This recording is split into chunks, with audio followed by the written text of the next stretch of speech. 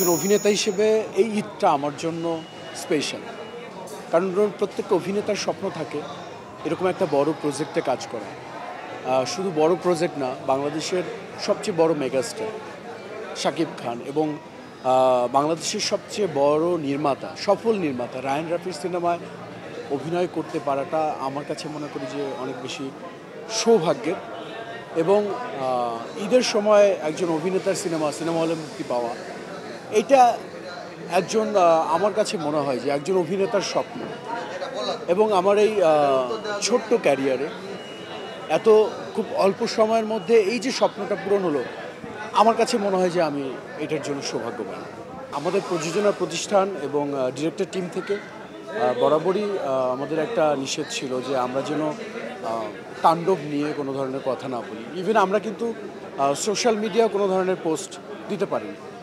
সব কিছুর মধ্যে একটা সিক্রেট রাখা হয়েছে, এটা মিডিয়া সবাই জানে, কিন্তু অনেক কিছু হয়তো প্রকাশ হয়ে গেছে। আর তো সেজন্য আমরা আসলে আগে কোনো কথা বলতে পারিনি। এখন চরিত্রটা নিয়ে কথা বলতে হয়। এই চরিত্রটা খুবই সুন্দর একটা চরিত্র। আমি যে চরিত্র অভিনয় করেছি এই চরিত্রটার নাম হলো কার্তিক এবং একটা সোলজার টিম, যে সোলজার টিমে একজন মেম্বার আমি, এবং যে টিমের মেম্বার মেগাস্টার শাকিব খান, যিনি স্বাধীন চরিত্রে অভিনয় করছেন। তো আসলে আমরা এই যে পাঁচজনের একটা টিম এবং আমরা প্রত্যেকেই এক একটা বিষয়ে আমরা অভিজ্ঞ, তো এরকম একটি টিম। এবং তারপরে আমরা একটা অ্যাটাক করছি এবং তারপরে সেখানে নানা ঘটনা ঘটছে। এটা দর্শক, আমি হয়তো এটুকুই বলবো, বাকিটুকু হয়তো দর্শক সিনেমা হলে গিয়ে দেখবে। এবং সত্যি এই চরিত্রটা প্রত্যেকটা অভিনেতার স্বপ্ন যে এরকম একটা চরিত্রে এরকম একটা বড় প্রজেক্টে অভিনয় করে। আমাকে একদিন কল করা হয় রাফিদের অফিস থেকে কল করা হয়, তো আমি গেলাম।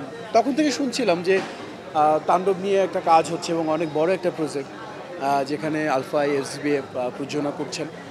তো তখন থেকে আসলে ইচ্ছা ছিল যে এই প্রজেক্টের সাথে যুক্ত হওয়া, কোনোভাবে যুক্ত হওয়া যায় কি না। তো তারপরে হঠাৎ একদিন কল আসলো। তো তারপরে ডিরেক্টর অফিস থেকে বললো যে আমরা যেহেতু একটা সিনেমা করছি, সিনেমাটা তাণ্ডব, তো আমরা এই চরিত্রের জন্য আসলে এরকম একটা ক্যারেক্টার খুঁজছি, এরকম একটা কাস্টিং চাচ্ছি। তো আমরা চাচ্ছি যে আপনাকে নিয়ে কাজ করব। তো যখন আমি আসলে শুনলাম, আমার কাছে খুবই অবিশ্বাস্য লেগেছে। এবং তারপর থেকে আমি প্রায় এই ক্যারেক্টারের জন্য, এই ক্যারেক্টারাইজেশনের জন্য আমি প্রায় 1 থেকে 1.5 মাস আমি আসলে সময় নিই। আমি জিমে গিয়েছি, আমি ফাইট প্র্যাকটিস করেছি, আমি ড্রাইভিং প্র্যাকটিস করেছি, আরও অনেক কিছু করতে হয়েছে।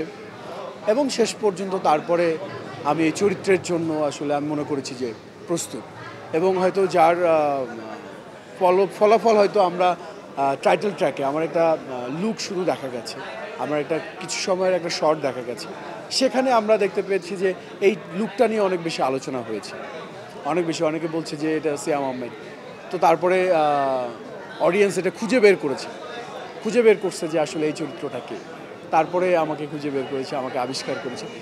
এটা আমার কাছে খুবই সত্যি খুবই ইন্টারেস্টিং এবং খুবই আনন্দ, খুবই মজা। আমার একটা আত্মবিশ্বাস ছিল যে এই চরিত্রটা দর্শক যদি 1 সেকেন্ডের জন্য দেখে, 1 সেকেন্ডের জন্য স্ক্রিনে দেখে, হয়তো এই চরিত্রটা নিয়ে ভাবতে বাধ্য হবে।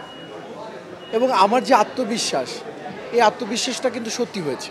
আমি মনে করি যে আসলেই একজন অভিনেতার প্রাপ্তি হয়তো এটুকু, এতেই সব কষ্ট, সব পরিশ্রম আসলে ম্লান হয়ে যায়। তখন আসলে শুধু আত্মতৃপ্তিটাই থাকে।